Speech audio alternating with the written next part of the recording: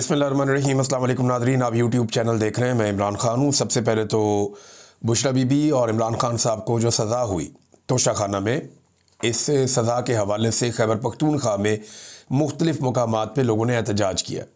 ये एहतजाज जो है वो जैसे नॉर्मली लोग निकल आते हैं एहतजाज करने के लिए पार्टी की हदायत पे, फिर पाकिस्तान तहरीक इंसाफ के जो ऑफिशियल अकाउंट्स हैं उन्होंने बताया कि जनाब ये मालाकंड डिवीज़न में हो रहा है, ये हज़ारा डिवीज़न में हो रहा है, या कुछ जो जनूबी अज़ला हैं वहाँ पे हो रहा है, पेशावर में हो रहा है। तो मुख्तलिफ़ जगहों पे पाकिस्तान तहरीक इंसाफ ने रैलियाँ निकाली और इमरान खान साहब के हक़ में मुज़ाहरा किया।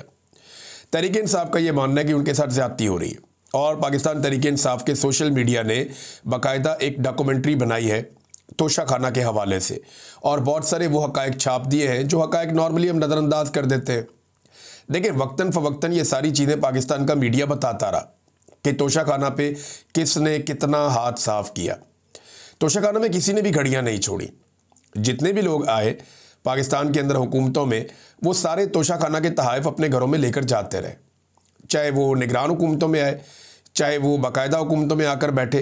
तमाम लोग तोशाखाना के ऊपर हाथ साफ़ करते रहे, हत्ता कि जर्नैलों ने भी तोशाखाना के ऊपर हाथ साफ़ किया है।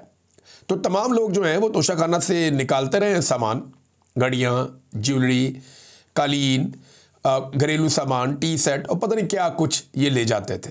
नवाज शरीफ साहब लंबे अरसे से, नवाज शरीफ साहब, उनकी अहलिया, उनका ख़ानदान ये सामान लेते रहे। इसी तरह पाकिस्तान पीपल्स पार्टी की जितनी भी हुकूमतें आई वो सारी भी ये सामान लेती रही हैं। इसी तरह इमरान खान साहब ने और उनकी अहलिया ने भी तोशाखाना का सामान लिया। मामला ये है कि इमरान खान साहब को ये नहीं करना चाहिए था या उनकी अहलिया को नहीं करना चाहिए था। ये इखलाकी नुक्ता नज़र से आप देखें तो बात ठीक है, यानी बाकी सारे लोग जो काम कर रहे थे वो इन्हें नहीं करना चाहिए था। लेकिन सवाल ये पैदा होता है कि क्या कोई इल्लीगल काम किया, गैर कानूनी काम किया? अगर तो गैर कानूनी काम किया तो वो सब ने किया। अगर तो तोशाखाना से घड़ी लेना या कोई और तोहफा लेना गैर कानूनी है, तो यही गैर कानूनी काम नवाज शरीफ ने, उनके ख़ानदान ने, जरदारी ने, उनके ख़ानदान ने, गिलानी ने, उनके ख़ानदान ने, और बेशुमार और ख़ानदान हैं जो ये कारनामे कर चुके हैं।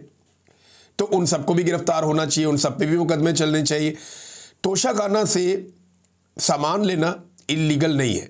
आप एक मखसूस अमाउंट जमा करवा के आप सामान ले लेते हैं और ये हमेशा से होता है, कोई पहली मर्तबा नहीं हो रहा।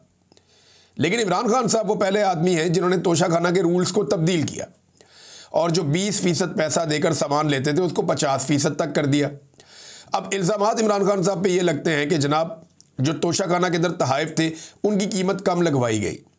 भी जो कम कीमत लगवाएगी वो प्राइम मिनिस्टर खुद लेके हाथ में तो नहीं फिरता था मार्केट के अंदर, जनाब बताएं ये कितने का है, जनाब आप बताएं ये कितने का है, जनाब आप बताएं, ऐसे तो नहीं होता था।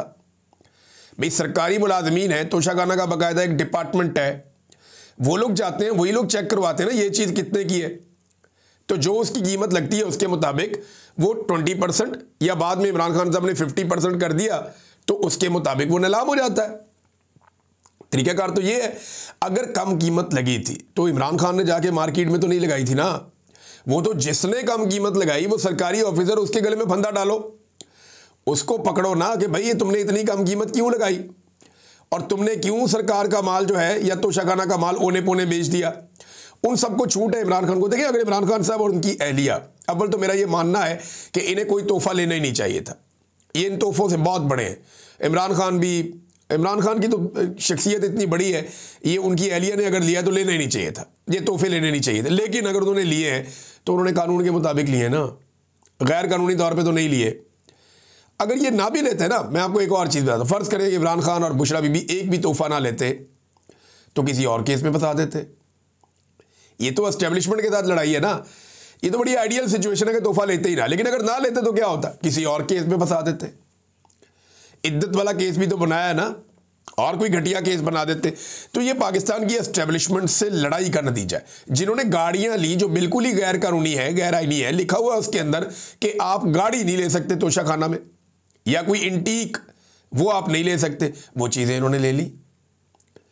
जो तारीखी नवादरात हैं, बहुत पुरानी चीज़ें हैं मजहबी नुक्ता नज़र से, या फिर वो चीज़ें आप नहीं ले सकते, लेकिन इन्होंने गाड़ियाँ भी ले ली और रूल्स को खुद ही नरम कर दिया और गाड़ियां लेके उड़ गए।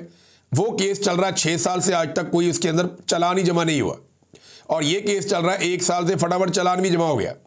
तो ये एस्टेब्लिशमेंट का कारनामा है, इसमें कोई ताल्लुक नहीं है इस बात से कि इमरान खान साहब ने कोई गैर कानूनी काम किया, और बाकी सारों ने भी यही काम किया। अच्छा नाज़रीन, इसमें पंजाब में दोबारा से पाकिस्तान तहरीक इंसाफ पर छापेबाजी शुरू हो गई है। ऐसा लगता है कि पंजाब पुलिस का एक ही काम रह गया, पीटीआई के बंदे पढ़ लो। वो पीटीआई के ऊपर छापों पे छापे, और कोई काम ही नहीं करते। जिसने भी अपनी कारकर्दगी साबित करनी होती है वो पाकिस्तान तहरीक इंसाफ पे चढ़ जाता है। मुझे ऐसा लगता है कि पाकिस्तान के जितने भी इदारे हैं वहाँ पे अब कारकर्दगी दिखाने का जो वाहिद ज़रिया है वो ये है कि आपने पाकिस्तान तहरीक इंसाफ या इमरान खान के खिलाफ कितना किया और क्या किया। यानी ये PMLN के एक जर्नलिस्ट हैं अफसार आलम साहब, इन्हें वो भी लगाया हुआ था, इन्होंने चेयरमैन पैमरा भी। ये कहते हैं जी कि मेजर जनरल फैसल नसीर को अगला DG ISI लगाया जा सकता है, इसीलिए उन्हें साथ लीबिया ले जाया गया।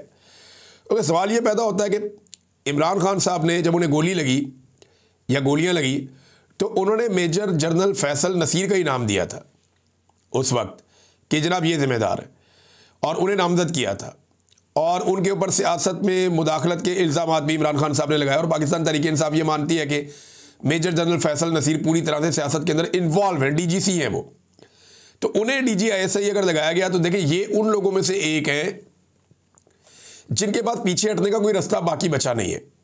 यानी ये लोग उस लेवल तक पहुंच गए हैं। कुछ लोग एक लेवल तक आ जाते हैं ना, देखिए आसिम मुनीर साहब और इमरान खान के बारे में लोग कहते हैं कि ये दो तलवारें एक नियाम में नहीं रह सकती, तो ये अपनी बका के लिए किसी भी लेवल तक जाएंगे।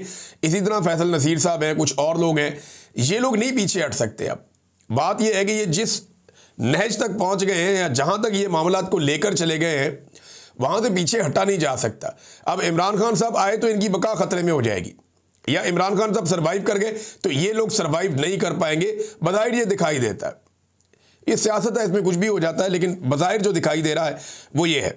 फिर एक और चीज़ भी बताई गई कि नून लीग ने नदीम अंजुम के लिए बहुत कोशिश की। नदीम अंजुम साबिक DG ISI है, और इसी के दौर में मुझे अगवा किया गया था, मुझे इसलिए ये बंदा हमेशा याद रहेगा। बाकी DG ISI शायद मैं भूल जाऊँ, एक एक करके तारीख का हिस्सा बनते जाते हैं, लोगों को याद भी नहीं रहते, तो ये इसको मैं याद रखूँगा क्योंकि इसके दौर में मैं अगवा किया गया था। तो हुकूमत इसे दोबारा DG ISI लगाना चाहती थी, फिर दूसरी नहीं लगाया, एस्टेब्लिशमेंट ने बात नहीं मानी, और दूसरी ऑप्शन रखी गई सिक्योरिटी एडवाइज़र ही लगा दें, नेशनल सिक्योरिटी एडवाइज़र, वो भी नहीं लगाया गया। फिर तीसरी ऑप्शन जनाब अमेरिका में इसको सफ़ीर लगा दें, वो भी नहीं लगाया गया। लेकिन दिल छोटा करने की ज़रूरत नहीं है, नदीम अंजुम को कोई ना कोई ओहदा मिल जाएगा, उसकी एक वजह है। कोई भी जर्नैल जो है वो ज़्यादा अरसे तक बेरोज़गार नहीं रह सकता, जब उसने खिदमात सर अंजाम दी हो तो उसे कोई ना कोई नौकरी मिल जाती। नॉर्मली हम देख रहे हैं कि बहुत सारे जर्नैलों को नौकरियां आजकल मिल रही हैं, तो इन्हें भी नौकरी मिल जाएगी।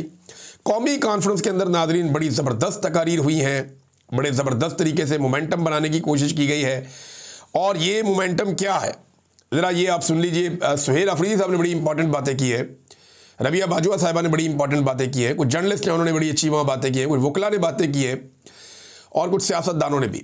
महमूद अचकज़ई साहब ने बड़ी समझदारी वाली बात की, और ये बात मुझे नहीं लगता कि अभी हुक्मरानों को समझ आएगी। वो ताकत के नशे में डोनाल्ड ट्रंप के आशीर्वाद के साथ और इसराइल की खुशनुदी हासिल कर रहे हैं, तो वो उनको भी ये बात समझ नहीं आएगी, लेकिन पाकिस्तानियों को ये बात ज़रूर समझ आनी चाहिए। महमूद अचकज़ई ने कहा कि डायलॉग के लिए तैयार है, आए एक दूसरे को माफ़ करें। देखें, अगर ये सियासतदान एक दूसरे से दिल साफ़ कर लेते हैं और करप्शन पाकिस्तान में ख़त्म हो जाती है कि जनाब ठीक है अब हम करप्शन ना करेंगे ना करने देंगे, जो मामलात हैं उन पे दिल साफ़ कर लेते हैं और एक शफाफ निज़ाम के तहत हम सारे उसमें से गुजर जाते हैं। लेकिन अगर ये सारे सियासतदान मिलकर किसी तरह पाकिस्तान की एस्टेब्लिशमेंट को उनके आईनी किरदार में वापस भेजने में कामयाब हो जाते हैं तो पाकिस्तान की बचत हो जाएगी। क्योंकि याद रखिएगा, पाकिस्तान को जो नुकसान है, सबसे ज़्यादा नुकसान पाकिस्तान को पाकिस्तान की मिलिट्री एस्टेब्लिशमेंट ने आज तक पहुंचाया। उनके घटिया और गलत फैसलों ने पाकिस्तान को आज तक सबसे ज़्यादा नुकसान पहुंचाया। पाकिस्तान दो टुकड़े भी पाकिस्तान की मिलिट्री एस्टेब्लिशमेंट के गलत फैसलों की वजह से हुआ। पाकिस्तान के अंदर जितनी हुकूमतें गिरी मिलिट्री एस्टेब्लिशमेंट ने गिराई, पाकिस्तान में जितनी जाली हुकूमतें बनी मिलिट्री एस्टेब्लिशमेंट ने बनाई, पाकिस्तान जितनी जंगों में गया मिलिट्री एस्टेब्लिशमेंट की वजह से गया। पाकिस्तान के अंदर जो मनशियात का और जो असलहे का, क्लाशनकोव का जो कल्चर लेकर आया वो मिलिट्री एस्टेब्लिशमेंट के जरिए आया। पाकिस्तान में दहशतगर्दी जो बनी वो मिलिट्री एस्टेब्लिशमेंट की वजह से बनी। पाकिस्तान के अंदर जितने ऑपरेशन हुए और जितने कबायली हमारे नाराज़ हैं, बलूच नाराज़ हैं, हमारे बहाजिर नाराज़ हैं, ये सारे मिलिट्री एस्टेब्लिशमेंट की वजह से नाराज़ हैं। आज भी रजीम चेंज ऑपरेशन के बाद पाकिस्तान की फोर्सेज और पाकिस्तान की आवाम के बीच में जो एक गैप, एक खला पैदा हो गया है, वो भी मिलिट्री एस्टेब्लिशमेंट की पॉलिसीज़ की वजह से हुआ है। तो पाकिस्तान को अगर मैं गिनना शुरू करूं तो 4 वीलॉग इस पे कर सकता हूं कि पाकिस्तान की मिलिट्री एस्टेब्लिशमेंट ने कितना नुकसान पहुंचाया। सियासतदान तो बेचारे वो करप्शन कर देते हैं, इधर हाथ मार दिया उधर हाथ मार दिया, लेकिन सियासतदानों की हरकतों से मुल्क का नुकसान नहीं होता। बहुत बड़े पैमाने पे करप्शन सारी दुनिया में होती है, इंडिया में भी होती है, बाकी मुल्कों में भी होती है, लेकिन इसके बावजूद वो मुल्क आगे बढ़ रहे हैं, ऊपर की तरफ जा रहे हैं। लेकिन जो बड़े बड़े ब्लंडर्स होते हैं ना, वो सियासतदान नहीं कर रहे पाकिस्तान में, वो पाकिस्तान की मिलिट्री एस्टेब्लिशमेंट कर रही है। एटम बम सियासतदानों ने बनाया, मिलिट्री एस्टेब्लिशमेंट के हाथ में छोड़ते तो शायद एटम बम बनता ही ना शायद। तो ये पाकिस्तान के सियासतदानों को मिलकर एस्टेब्लिशमेंट को रोकना पड़ेगा और एक दूसरे को बर्दाश्त करना पड़ेगा, वरना एस्टेब्लिशमेंट वो कर देगी कि सबकी बर्दाश्त से बाहर हो जाएगा। ये अचकज़ई साहब ने बड़ी समझदारी वाली बातें की हैं और उन्होंने कहा जी कि शुरुआत करते हैं, मिलकर बैठें और आप अपनी इस्लाह करें, हम अपनी इस्लाह करते हैं, आगे बढ़ते हैं। अचकज़ई साहब ने बड़ी अच्छी बात की है, लेकिन इस वक्त हुक्मरानों को ये बात समझ नहीं आएगी क्योंकि वो बूटों के तस्मों के साथ लटके हुए हैं और उनके गले में फंदा बना हुआ है तस्मों के साथ, और वो बेचारे इसी निज़ाम में अपना सर्वाइवल ढूंढ रहे हैं। अब नाज़रीन, सुहेल अफरीदी साहब के स्टेटमेंट्स आप देखिए। उन्होंने कहा जी ये प्रेस कॉन्फ्रेंस करने भी आ जाते हैं, DGISPR की तरफ उनका इशारा, और कहते हैं कि Imran Khan national security risk है। और बेवकूफ़ो, Imran Khan national security risk नहीं बल्कि आपकी नेशनल सिक्योरिटी की ज़मानत है। आप एक रिजीम चेंज ऑपरेशन के बाद अपना ग्राफ देखें और इस लीडर के लिए लोगों की मोहब्बत देखें।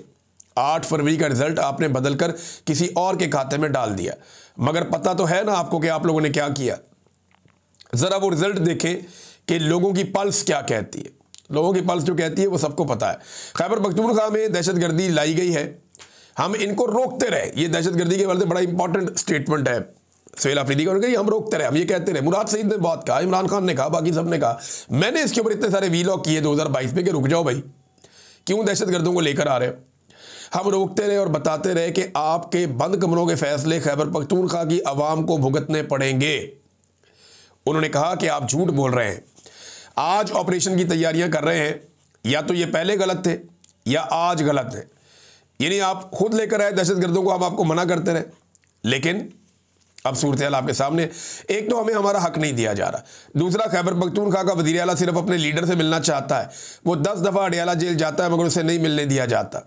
वो बाहर सड़क पे पूरी रात गुजारता है। ये कहाँ की इंसानियत है, कहाँ की जमहूरियत है, ये कहाँ की सियासत है। सुहेल अफरीदी साहब ने यह भी सवाल उठाया। फिर उन्होंने बताया कि हमने खैबर पख्तूनख्वा में एक अमन जरगा बुलाया था जिसमें तमाम सियासी और मजहबी और दीगर मकातब फ़िक्र के लोग शरीक हुए थे, और एक 15 निकाती एजेंडे पर हमारा इत्तफाक हो गया। लेकिन PTM के 2 बंदे वहाँ से निकले, उन्हें अगवा कर लिया गया। मेरी उनसे बात हुई, अब अगवाकार ये है ना जिनसे बात हुई, तो मैंने कहा जितने ग्राउंड के हालात हम सियासी लोग समझते हैं तुम नहीं समझते, और जो तुम्हारी एडवाइज़र हैं वो भी बेवकूफ़ हैं। तुमने जो ये कदम उठाया है इससे तुम्हारी साख मज़ीद ख़राब होगी, लोगों के दिलों में आपकी नफ़रत बढ़ेगी। इसका नतीजा ये निकला कि पेशावर यूनिवर्सिटी में 78 साल तारीख़ में पहली मरतबा इदारे के ख़िलाफ़ नारेबाजी हुई है। अब इदारा वो कह रहे हैं तो पाक फ़ौज कह रहे हैं। अब बंदे अगवा करना तो इदारों का काम नहीं है ना। अब इसके ऊपर रिएक्शन भी आया। फिर सुहेल अफरीदी ने कहा कि हमारा बैरूनी कर्जा डॉलर के रेट के साथ मुंसलिक है जो बढ़ता जा रहा है। दोस्त ममालिक ने हमें खैरात दी हुई है जो हमारे स्टेट बैंक के पास पैसे पड़े हुए हैं। अगर हुकूमत डॉलर को ना रोके तो ये डॉलर 400 रुपये क्रॉस कर जाएगा। ये ज़बरदस्ती इन्होंने डॉलर रोका हुआ है। ये इसहाक डार साहब की पुरानी पॉलिसी, हमेशा वो ये करते हैं और आज भी ये हुकूमत यही कर रही है। अगर ये ज़बरदस्ती ना रोके तो डॉलर 400 क्रॉस कर जाएगा और बैरूनी कर्जा बढ़ जाएगा। हमारा डिफेंस का बजट भी नहीं रहेगा और मुल्क दिवालिया हो जाएगा। बंद कमरों के मनसूबा साथ गलत मशवरों से फैसले कर रहे हैं। मैं तहरीक तहफ़्फ़ुज़ आईन पाकिस्तान के हर फैसले के साथ डट कर खड़ा हूँ। अगर पाकिस्तान में आइन की बहाली के लिए शहादत मिलती है तो शहादत कबूल होगी। फिर सुहेल अफरीदी साहब ने डिफरेंट और चीज़ें जो है वो सामने रखी अवाम के, और ये भी उन्होंने कहा जी कि एयरफोर्स का तैयारा है वो एक वज़ीर आला को एक मुल्क से दूसरे मुल्क में, एक सूबे से दूसरे सूबे में लेकर जाता है, जबकि दूसरा एक और सूबे का वज़ीर आला है, उसका नाम ही इस टॉप लिस्ट के अंदर डाल दिया गया है। तो एक सूबे को तमाम तर वसाइल दिए जा रहे हैं, जबकि खैबर पख्तूनख्वा के वफाक पर 4,758 अरब रुपए के बकाया जात हैं, जिनके सबूत मैं साथ लेकर आया हूं, लेकिन हमारा पैसा हमें नहीं दिया जा रहा। ये बातें जनाब उन्होंने की। अब नाजरीन मैं आपके सामने एक और चीज़ रखता हूँ, ज़रा ये एक इश्तिहार है, इसको आप देखिए, लगे हाथों आपको दिखाते हैं। अजमत की ऊंची उड़ान, PIA का आलमी वकार बहाल करने के लिए वज़ीर आज़म शहबाज शरीफ का तारीखी इकदाम क्या है? PIA भेज दो। इसके ऊपर नेशनल फ्लैग लगा हुआ है PIA के ऊपर। पहले पाकिस्तान के हुक्मरानों ने मिलकर इसको तबाह बर्बाद किया, इसका बेड़ा गर्क कर दिया PIA का। PIA को वहां पहुंचा दिया कि इसकी वापसी की कोई गुंजाइश नहीं है। आपको पता है ये महंगे टिकट बेचता है PIA। ये यूरोप में या बरतानिया में अगर आप ट्रैवल करते हैं ना, यूरोप के अंदर आप एक मुल्क से दूसरे मुल्क चले जाते हैं, एक शहर से दूसरे शहर चले जाते हैं। बरतानिया में आप एक शहर से दूसरे शहर जाते हैं, आप आयरलैंड चले जाते हैं, मैंने ट्रैवल किया है। इससे आधे पैसों में आप ट्रैवल कर लेते हैं जितना पैसा पाकिस्तान में PIA लेता है। यानी आप लाहौर कराची चले जाएं, पेशावर कराची चले जाएं, या आप इस्लामाबाद लाहौर या इस्लामाबाद कराची चले जाएं, तो आपसे जो पैसे लेता है ना PIA, वो डबल पैसे हैं जितने पैसों में आप यूरोप में या बरतानिया में ट्रैवल कर सकते हैं। तो उनकी एयरलाइंस इतने कम पैसों में कैसे ट्रैवल करवा रही हैं, और पाकिस्तान में एयरलाइंस क्यों इतने ज़्यादा पैसे ले रही हैं, ख़ास तौर पे जो कौमी एयरलाइन है? ये सवाल भी पूछने वाला ना। इतने पैसे लेने के बावजूद आप खसारे में हैं, और यहाँ पे जो एयरलाइंस हैं वो थोड़े से पैसे लेकर भी खसारे में नहीं है, बल्कि मुनाफे में चल रहे हैं। वो बहुत खुश हैं, वो अपने एम्प्लॉयज़ को बोनस भी दे रहे हैं, और आप हर दफ़ा निजीकारी का सोचते रहते हैं। तो आप देखें, नेशनल फ्लैग लगा हुआ है एरोप्लेन के ऊपर, और पूरी एयरलाइन के बेचने के अमल को वो ये कह रहे हैं कि अजमत की ऊंची उड़ान। अब बंदा इस पे सर ना पीटे तो और क्या करे? अंदाजा करें, आप इनकी हालत चेक करें कि ये कौमी इदारे बेच रहे हैं, और बेचने के अमल को कह रहे हैं, घर का सौदा सामान बेच रहे हैं, और बेचने के अमल को कह रहे हैं कि अजमत की ऊंची उड़ान। बेचने के अलावा इनके पास हाल ही कोई नहीं है। जो कई दहाइयों में इन्होंने इन इदारों के साथ कर दिया है, जिस किस्म की भर्तियां कर दी हैं, जिस किस्म के खसारे में ये इदारे जा रहे हैं, हुकूमतों के पास तो कैपेसिटी नहीं है ये बेच दें। लेकिन याद रखिएगा, जो भी इन्हें खरीदेगा वो मुनाफे में ही जाएगा।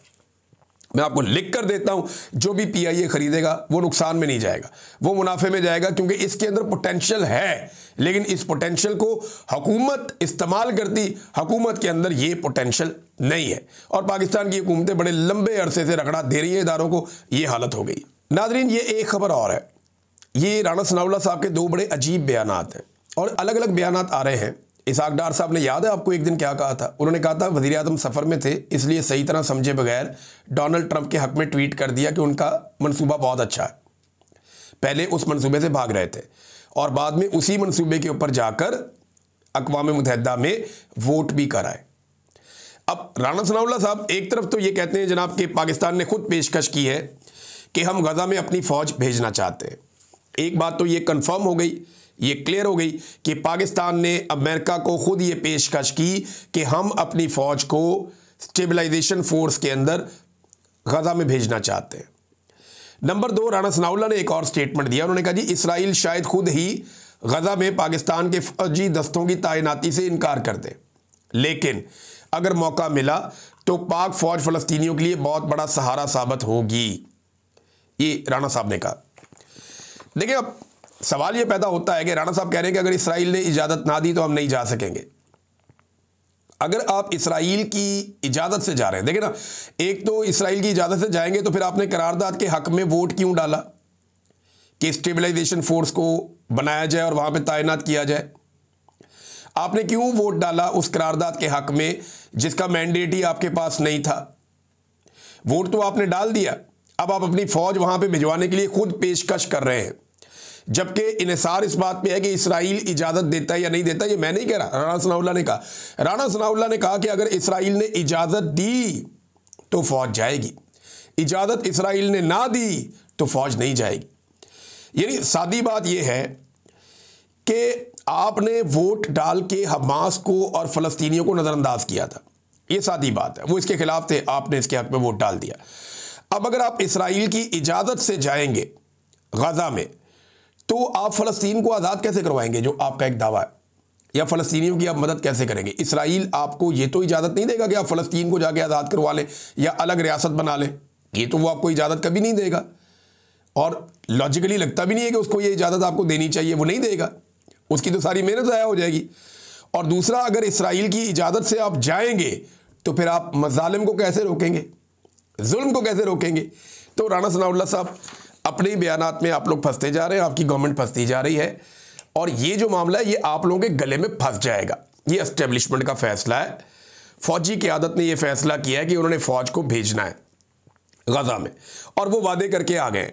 आप सियासतदान हैं, आपने पब्लिक के अंदर जाना है। कल को लोग लित्तर मारेंगे, कल को लोग आप लोगों के खिलाफ हो जाएंगे कि ये गंद आपने, ये गूं आप लोगों ने किया है, ये आपके खाते में डाल जाएगा। तो राणा साहब बचाओ अपने आप को, इन चक्करों में आप ना पड़े।